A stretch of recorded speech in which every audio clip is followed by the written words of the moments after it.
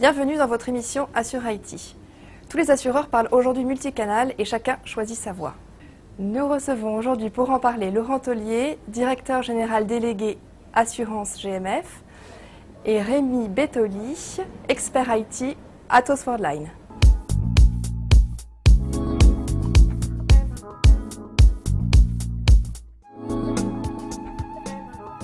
Messieurs, bonjour. Bonjour. Bonjour. Bonjour. Laurent Tollier, la GMS présente une approche particulière du multicanal. Quelle est-elle? Pourriez-vous nous la présenter? Alors, particulière, en tout cas, le choix que nous avons fait, c'est le choix du multicanal complet.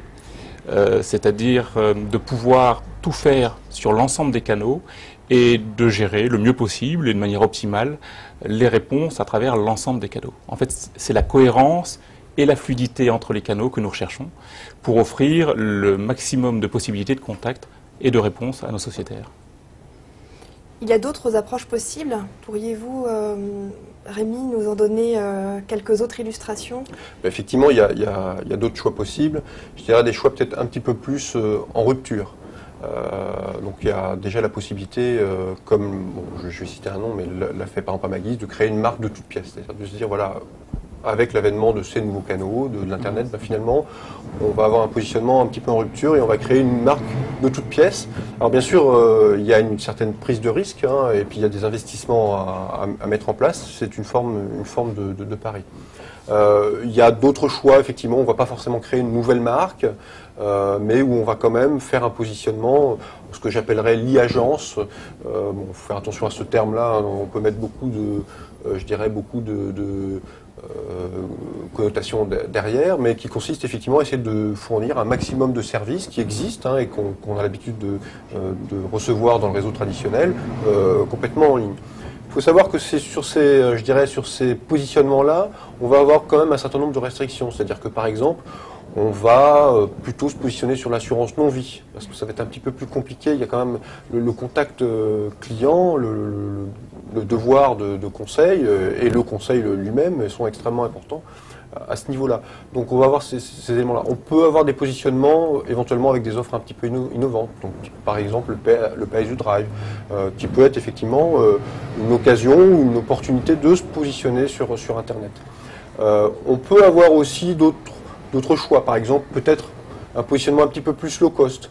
C'est pas une obligation, c'est-à-dire que on voit dans d'autres pays où effectivement, par exemple sur certains produits d'assurance non-vie, où la souscription en ligne est à des niveaux de pourcentage, je dirais, un petit peu supérieurs à ce qu'est aujourd'hui le marché français, que l'attachement à la marque est extrêmement important et que la qualité des offres est aussi extrêmement important. Il y a ces éléments-là. Donc je dirais que d'une certaine manière, je ne veux pas être trop simpliste, mais un positionnement en rupture, où on va avoir effectivement un positionnement peut-être sur des offres un petit peu plus restreintes, des offres peut-être simplifiées, et un petit peu exclusivement sur Internet, et un positionnement, je dirais, où effectivement on va faire le choix, je pense que Laurent le disait très bien, de lier l'ensemble des canaux et d'avoir cette cohérence de l'ensemble des canaux, et donc qui va consister à muscler ce portail pour effectivement l'inclure à l'existant.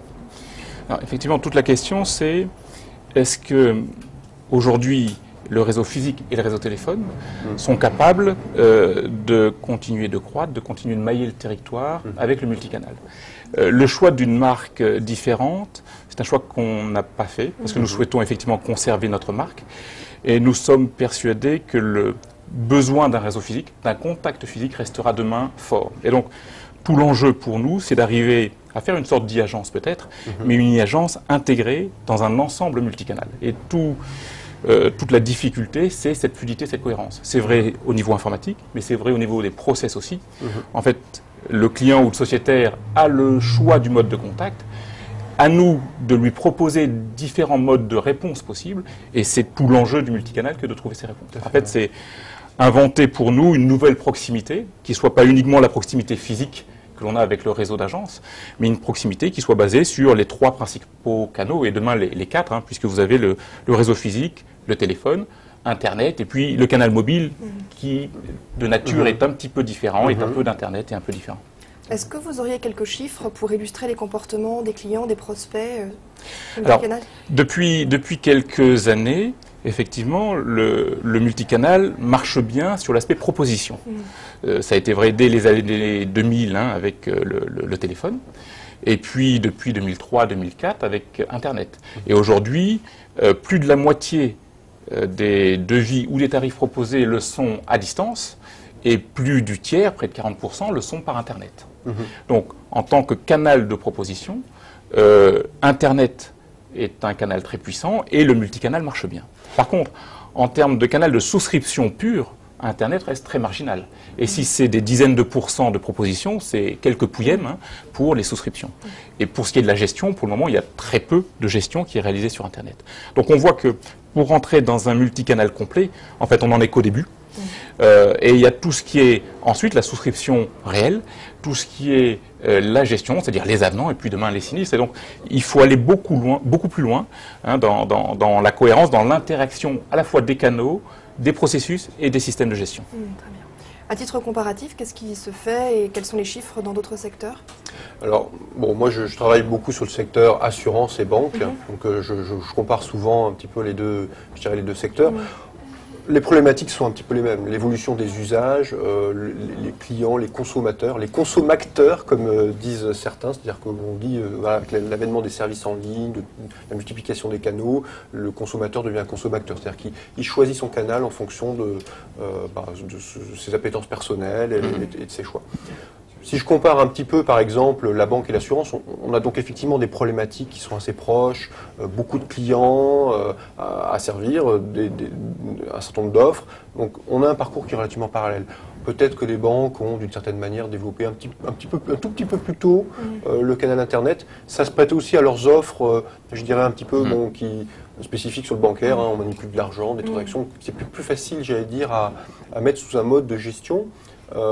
Sur Internet. Et effectivement, donc Laurent le disait, Internet est un canal très fort et très puissant de propositions.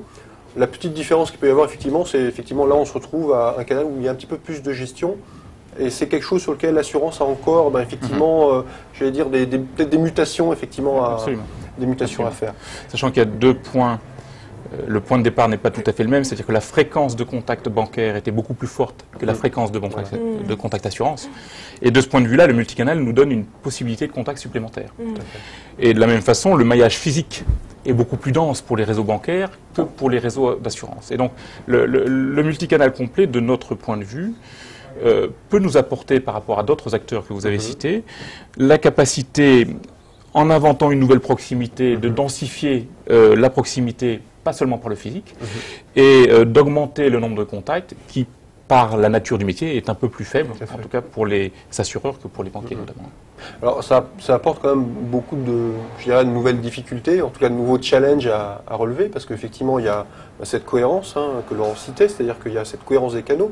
Un client qui a déjà eu des interactions, à partir du moment où il contacte l'assurance sur un nouveau canal, il faut effectivement avoir les informations sur cet historique, j'allais dire, de ces contacts. Donc ça veut dire qu'effectivement c'est pas qu'on rajoute des canaux qui s'accumulent les uns à côté des autres, mais il faut effectivement... alors ça impacte aussi, je dirais, le poste de travail du conseiller, de l'agent, peut-être du téléconseiller, en fonction du canal utilisé, pour qu'il ait cette vision un petit peu consolidée, qui lui permette d'avoir quand même une réponse cohérente et que le client se dise, voilà, j'ai appelé sur un canal, j'ai appelé sur un autre, c'est toujours mon assurance qui me répond, ils savent où j'en suis.